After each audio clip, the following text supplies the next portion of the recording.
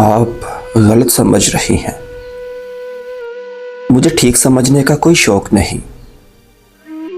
ایک بار میری بات تو سن لیں نازنین۔ مجھے تمہاری کوئی وضاحت نہیں چاہیے حرم، پلیز معاملات کو مزید مشکل مت بناؤ۔ میں تو آسانی پیدا کرنا چاہ رہا ہوں، مشکل تو آپ بنا رہی ہیں۔ نازنین نے آنکھیں ضبط سے بند کی تھیں، پھر رک کر اگلے ہی پل اس کی جانب گھومی۔ بھوری آنکھوں نے سیاہ ارتکاز سے جانے کیوں دل ہی دل میں پناہ طلب کی تھی۔ اور کچھ آنکھیں ہوتی ہیں جن سے پناہ طلب کرنی ہی چاہیے۔ مجھے اس بحث میں نہیں پڑنا کہ کون کیا کر رہا ہے اور کیا نہیں۔ میں اس بارے میں بات نہیں کرنا چاہتی اور یہ میں تمہیں بتا چکی ہوں۔ آپ نے میری بات سنی ہی نہیں ہے۔ مجھے اس دن کسی نے نہیں بھیجا تھا اور نہ میں کسی سازش کا حصہ ہوں۔ یہ دیکھیں، اس نے اپنا زخمی ہاتھ اس کی نگاہوں کے سامنے کیا تھا۔ سفید پٹی بندے ہاتھ کو ایک لمحے کے لیے نازنین نے یوں ہی دیکھ لیا تھا، پھر اس کی جانب نگاہیں پھیری۔ میرا ہاتھ واقعی زخمی ہوا تھا اس دن، اور خون بہت زیادہ بہنے کی صورت میں مجھے آپ کے گھر کا رخ کرنا پڑا۔ میں اس وقت کسی کام سے اس علاقے میں موجود تھا۔ اگر مجھے یہ زخم نہ لگتا تو میں کبھی بھی آپ کے گھر کا دروازہ نہیں کھٹکھٹاتا۔ سچ میں، بلیو می۔ وہ چند لمحے خاموشی سے اسے دیکھنے لگی، پھر یک لخت اسے جواب دیے بغیر آگے بڑھ گئی۔ وہ بے ساختہ ہی اس کے پیچھے آیا تھا۔ میں نے تمہاری جانب کی وضاحت سن لی، اسی لیے اب میرا پیچھا چھوڑ دو۔ میں یہ وضاحت اس لیے دی ہے تاکہ ہمارے درمیان پھیلی غلط فہمی زائل ہو سکے۔ تم ہمارے مابین پھیلی غلط فہمی کو دور کرنے کے لیے اس قدر بے چین کیوں ہو؟ کیا ہو تم میرے لیے؟ محض میری پھپھو کے سوتیلے بیٹے؟ جب مجھے اپنی سگی پھپھو سے ہی کوئی غرض نہیں تو ان کی سوتیلی اولاد سے کیوں کر کوئی بیر ہوگا؟ کیا میرے اس رویے کا اب تمہارے سامنے کوئی سینس نہیں بنا؟ اس نے آخر میں سر جھٹک کر جتاتے ہوئے پوچھا تھا، اور اس کے بے رحم الفاظ پر اب کے واقعاتاً حیران ہوا تھا حرم۔ آپ میری سوچ سے بھی زیادہ ظالم ہیں۔ کچھ شک نہیں کہ آپ کے اپنوں نے آپ کو اپنے گھرانے سے بے دخل کر دیا تھا، اور وہ جانتا تھا کہ اس کے الفاظ بلا شبہ بہت بے رحمی سے نازنین کی سماعت کو زخمی کرتے ہوئے گزر گئے تھے۔ نازنین ٹھہر گئی، چند پل سپاٹ نگاہوں سے سامنے دیکھتی رہی۔ اس کا تنفس تیز ہو رہا تھا، دانت پر دانت جمے ہوئے لگے تھے۔ اگلے پل اس نے حرم کی جانب چہرہ گھما کر دیکھا۔ اس کی سیاہ آنکھیں اس قدر زخمی لگ رہی تھی کہ حرم پلک تک جھپکنا بھول گیا۔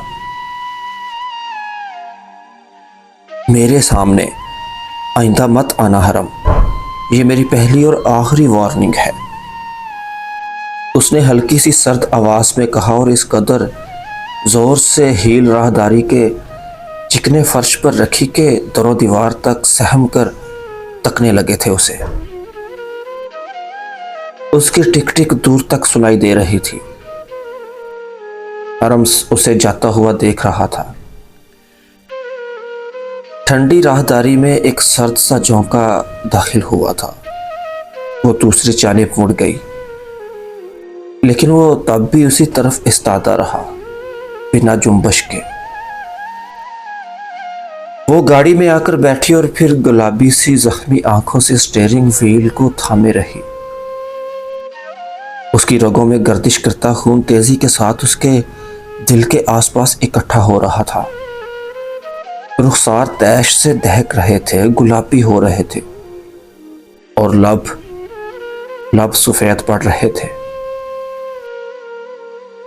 اس نے اپنے کمزور لمحات میں خود کو سنبھالنا سیکھا تھا، لیکن طاقتور لمحات میں بھی خود کو کمزور محسوس کرنا محض اس کا ہی خاصہ تھا۔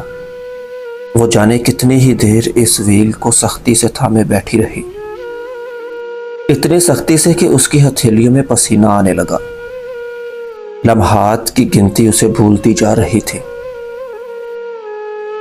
آنکھوں کی پتلیاں ساکت تھیں اور لمحہ بہ لمحہ وہ اس سرمئی سے اندھیرے میں سیاہ پڑتی جا رہی تھی۔ اس کے ارد گرد کچھ تحلیل ہو رہا تھا، کچھ بہت کڑوا اور چبھتا ہوا۔ اسے لگتا تھا کہ ہر دفعہ اس رات کو یاد کرنے پر وہ بکھر جائے گی، ٹوٹ جائے گی، مسمار ہو جائے گی، مسل دی جائے گی، لیکن ایسا نہیں ہوا تھا۔ انسان ایک وقت تک روتا ہے، ایک وقت بعد آنسو خشک ہو جاتے ہیں اور روح کو جھلساتی آگ انسان کا احاطہ کر لیتی ہے۔ ہمیشہ اس رات کو اور اس جیسی ہر رات کو یاد کرنے پر اب اسے رونا نہیں آتا تھا، بلکہ اب اس کا وجود ایک تباہ کن آگ میں جلستا جا رہا تھا۔ وہ اندر ہی اندر بھسم ہوتی جا رہی تھی، جلتی جا رہی تھی۔ اسے آگ نے جلا کر خاکستر کر دیا تھا۔ اس نے میکانکی انداز میں سامنے لگے شیشے سے آنکھیں ہٹائے بغیر اگنیشن میں چابی گھمائی اور پھر زن سے گاڑی آگے بڑھا لے گئی۔ راستے پر گاڑی ڈالتے ہوئے اس نے ہمیشہ کی طرح اپنے ساتھ ہوئے ظلم کو نہ معاف کرنے کی قسم کھائی تھی۔ وہ اس ایک انسان کو کبھی معاف نہیں کر سکتی تھی، کبھی بھی۔ اگر زندگی نے کبھی بھی اس ایک انسان کو اس کے عین سامنے لا کر کھڑا کیا تو وہ ضرور اسے اپنے ہاتھوں سے قتل کرے گی، وہ ضرور اسے تباہ کر دے گی، جیسے اس نے اس کی زندگی تباہ کر دی تھی۔ سفید پڑتے چہرے اور زہر خندہ سی سانسوں کے درمیان ایک عہد تھا جو ایک بار پھر سے اپنی منازل طے کرنے لگا تھا۔ رمیز اور جاوید میں محض 1 سال کا فرق تھا۔ ان کی شادیاں بہت چھوٹی عمروں میں کی گئی تھیں۔ کاروباری اور کسی بھی مالی تفریق کو مبین انصاری نے کبھی اپنی اولادوں کے درمیان نہیں آنے دیا تھا۔ وہ ٹیکسٹائل انڈسٹری کے اونر تھے اور ان کے دونوں بیٹوں کے حصوں میں برابر کا کاروبار اور مال تقسیم کیا گیا تھا۔ لیکن کہیں اندر مبین اس بات سے بخوبی واقف تھے کہ رمیز لالچی طبیعت رکھنے والا شاطر انسان واقع ہوا ہے۔ وہ اگرچہ ان کا بیٹا تھا لیکن وہ اس کی خصلت سے آگاہ تھے، اور وہ اس بات کو بھی جاننے والے تھے کہ جاوید اپنے بڑے بھائی کے بالکل برعکس طبیعت رکھنے والا بے حد نرم اور خاصا قناعت پسند واقع ہوا تھا۔ وہ جتنا ہے جو ہے پر راضی رہنے والا انسان تھا، لیکن رمیز ایسے کسی بھی بکواس کو ماننے پر تیار نہیں تھا۔ اس کے کاروبار کی ترقی اور مادیت پسندی کے جانب بڑھتے رجحان میں مبین کو نہ جانے کیوں بے حد محتاط کر دیا تھا۔ اسی احتیاط کے پیش نظر انہوں نے بارہا ڈھکے چھپے الفاظ میں جاوید کو اپنے بڑے بھائی سے محتاط رہنے کے لیے کہا تھا، لیکن وہ ان کی بات نہیں سمجھ سکے۔ وہ اپنے اتنی محبت کرنے والے بھائی کی جانب سے مشکوک کیسے ہو سکتے تھے؟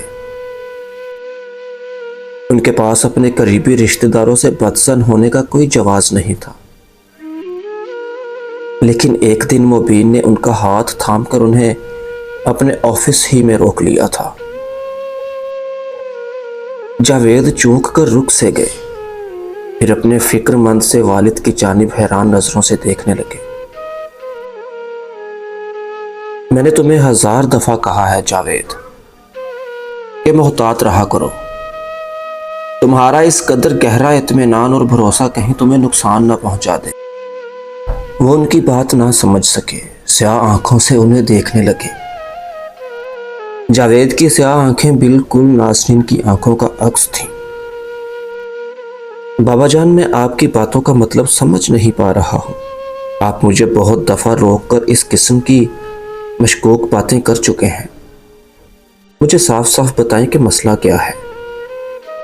کیا کوئی میری وجہ سے آپ کو بلیک میل کر رہا ہے یا میری وجہ سے آپ کو دھمکیاں موصول ہو رہی ہیں؟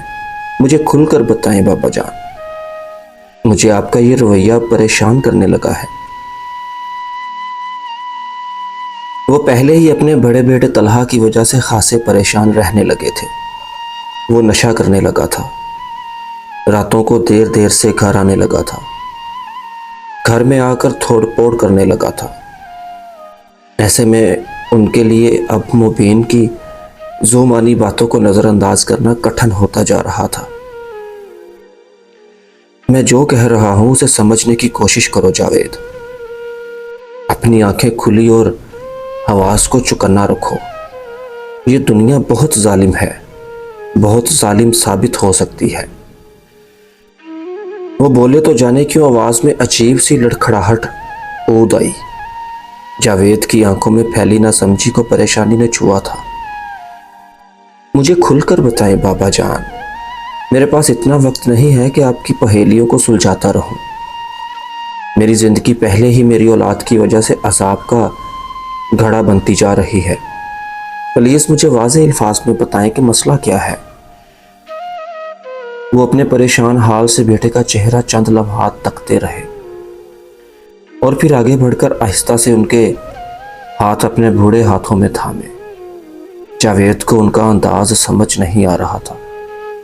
تمہارا بھائی تمہاری پیٹھ میں چھرا گھونپ رہا ہے جاوید، آنکھیں کھولو اپنی۔